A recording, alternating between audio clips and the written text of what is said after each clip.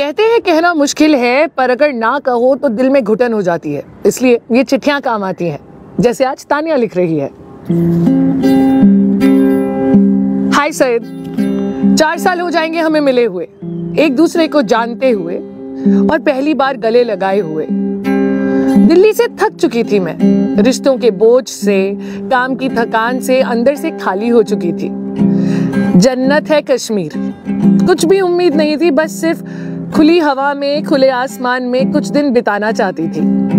बस इसलिए कश्मीर की वादियों में एक प्रोजेक्ट लेकर आ गई। क्या पता था कि इस जन्नत में मुझे जन्नत मिल जाएगी। You met him in Kashmir?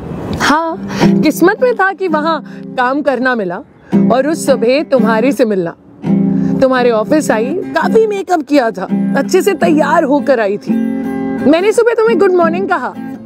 5 लोग और थे कमरे में, पर तुमने गर्दन हिलाकर दोबारा नजर उठाकर मुझे देखा नहीं। अगली सुबह इमरजेंसी थी और क्या करूं, मदद के लिए तुम्हारे पास वापस आना पड़ा।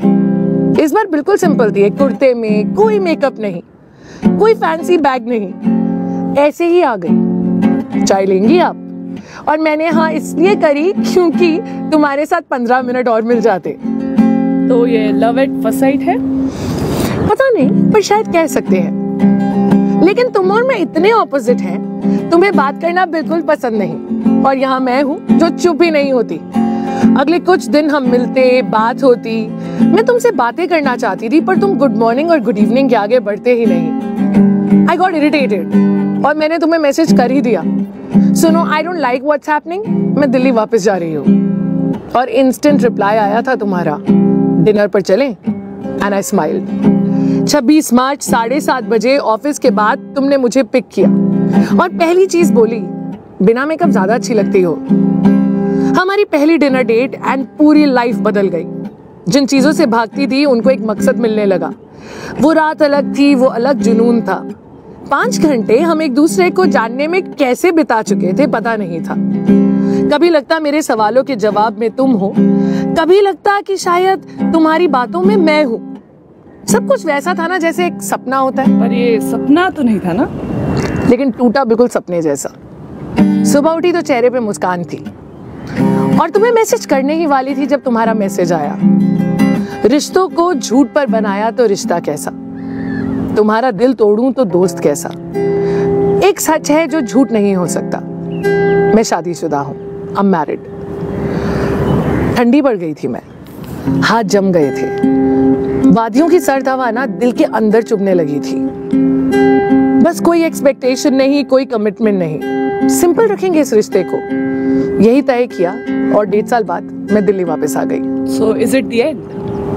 पता नहीं, सच कहूं तो मुझे लगा जब वापस आऊंगी तो सब खत्म हो जाएगा, पर ऐसा हुआ नहीं। एहसास हुआ कि हम काफी करीब आ गए हैं। इतनी उलझी हुई जिंदगी सुलझ जाती है जब सामने तुम होते हो। जब कॉल पर तुम कहते हो ना कल आ रहा हूं मैं, एक दिन के लिए आते हो, पर ऐसा लगता है कि महीने कवर हो गए। आई नीड यू कहकर जब मैं रोती हूँ और तुम कहते हो टेंशन मत लो, ये बातें करते हुए 4 साल पूरे हो गए। शायद इस रिश्ते को दुनिया गलत कह सकती है।